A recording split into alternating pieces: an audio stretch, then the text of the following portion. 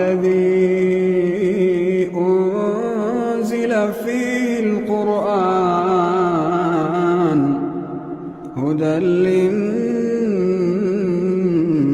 وبينات من الهدى والفرقان، فمن